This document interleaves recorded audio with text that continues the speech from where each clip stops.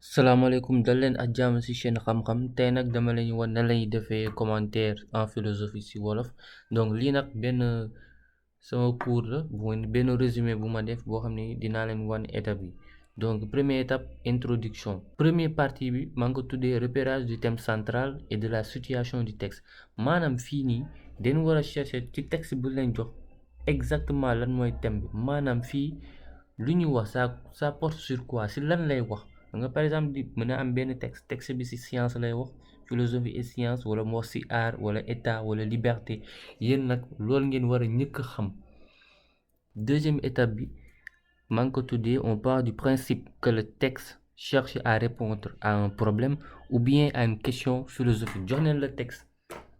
mais yow da nga war a chercher da nga war a trouver parce que forcément auteur bi daa am lu muy répondre benn question philosophique boo xam di nga ko poser léegi auteur bi loolu lay jéem a répondre léegi yow nag question boobu da nga ko war a chercher pourquoi mu poser ay arguments yi parce que forcément benn texte la ko joxee ci commentaire ay arguments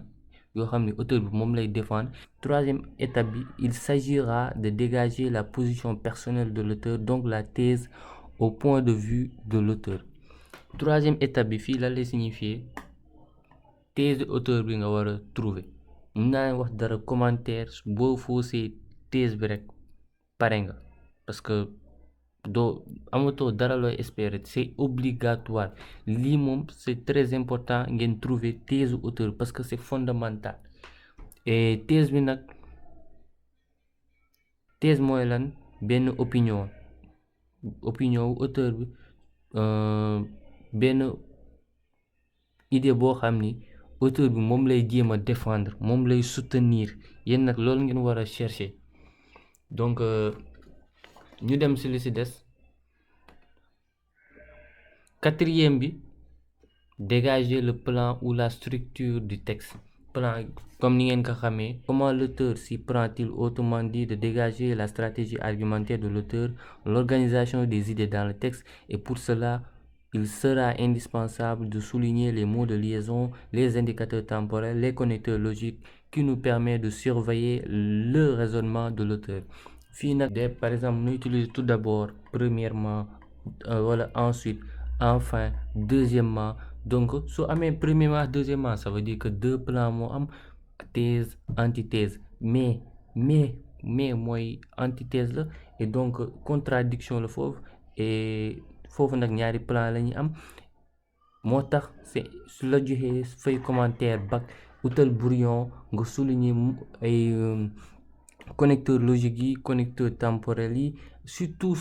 contradiction yi parce que à chaque fois foofu le second plan bi di nekk foo gisee ci argument wu auteur bi ñu def fa mais mu jéeg saay ci milieu phrase bi texte bi mais ça veut dire que day énumérer day wax ba ci beneen idée la jëm foofu nag deuxième plan bi la wala troisième plan bi loolu mooy quatrième méthode introduction bi. beneen bi ñu dem ci développement nag l'explique li nga war a njëkk a def mooy da nga war a expliquer texte bi nag c'est simple parce que da nga war a expliciter attention expliquer ak expliciter c'est différent parce que expliciter mooy nga rendre plus clair maanaam nga gën a leeral li auteur bi wax nga tekkal nga gën ko yombalal sa correcteur et donc nag mais fii attention waroo expliquer texte bi phrase par phrase duñu expliquer phrase par phrase mais dañuy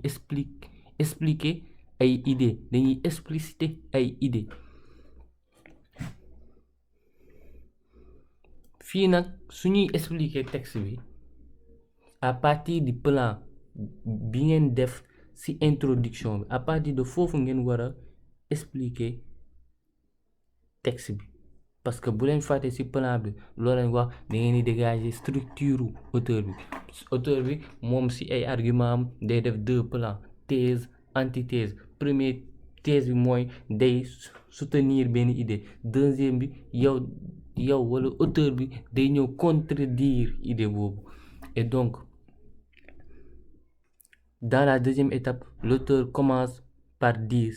ça ensuite il dit ça enfin il dit ça on explique le d'abord, le ensuite, le enfin. Si explication texte bi nag da nga war a expliquer d'abord idée auteur bi fu muy commencer d'abord wala ensuite après mu wax ensuite enfin loolu yëpp da nga ko war a expliquer. Et dans cette phrase d'explicitation, parce que attention waxuma explication mais explicitation, parce que bu leen fàtte lu may wax sànq explicitation mooy nga rendre plus clair, maanaam nga gën a leeral. Il est possible et même souhaitable de mobiliser des citations, maanaam nga dugal ci ay citations pour ce argument gën a solide. Même souhaitable de mobiliser des citations, mais c'est pas nekkul obligatoire, nekkul loo xam ni c'est forcément di la koy laaj par force, su la neexee tamit doo ko def, mais di la koy conseiller. Elles peuvent être internes, empruntées au texte pour montrer au correcteur ce que nous disons, nous le fondons sur le texte. maanaam yow citation yi nga bëgg utiliser mën nga ko jëlee ci sujet bi la jox wala nga dem jëlee sa cours à partir de ce cours. Citation bi nag soo koy utiliser nekkul pour rafetal, mais à partir yow sa argument yi nga teg da ngay wan ni correcteur bi li ngay wax dëgg la, c'est fondé.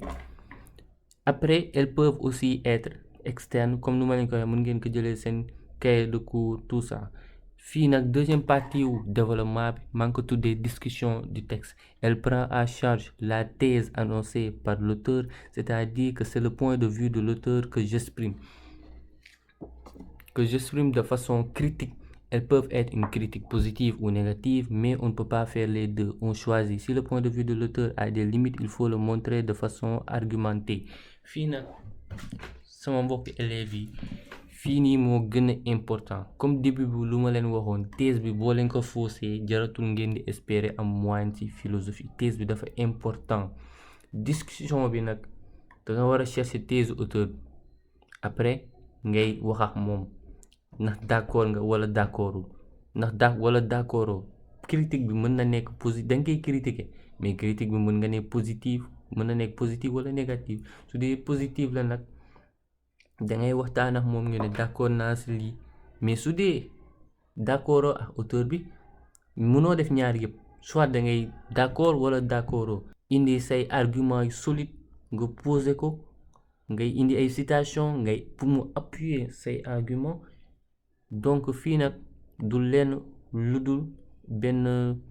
discussion, benn critique, benn waxtaan entre thèse opinion wu auteur bi, entre lii auteur bi soulever, lii auteur bi poser comme idée, yow loolu ngay jéem a discuter ak moom. Su la neexee nag doo d'accord, su la neexee nga d'accord. Si le point de vue a des limites, il faut le montrer de façon argumentée. Su dee nag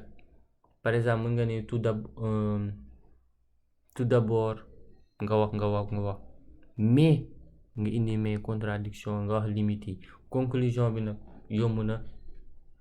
ubbi ñaari étape kese la. Première étape bilan, nga rappeler sa synthèse, articulation du développement, nga dire à peu près la première partie de l'explicitation, et dans la discussion nga rappeler li nga wax ci explicitation, maanaam bi nga doon leeral li auteur bi wax. Deuxième partie, l'intérêt philosophique du texte, c'est-à-dire de montrer ce qui fait son originalité. En d'autres termes, quel est l'enrichissement que le texte nous a apporté. Deuxième étape bi mooy nga wax texte bi lan la jàngal, lan la apporter sur le plan philosophique, sur la réflexion philosophique, loolu rek ngay wax. Donc j'espère que comprendre ngeen vidéo bi. Soo leen amul lu ngeen comprendre bu leen ko fàtte wax ci commentaire yi. Donc bu leen fàtte aimer vidéo bi, partager ko. Bonne chance pour le bac. Merci.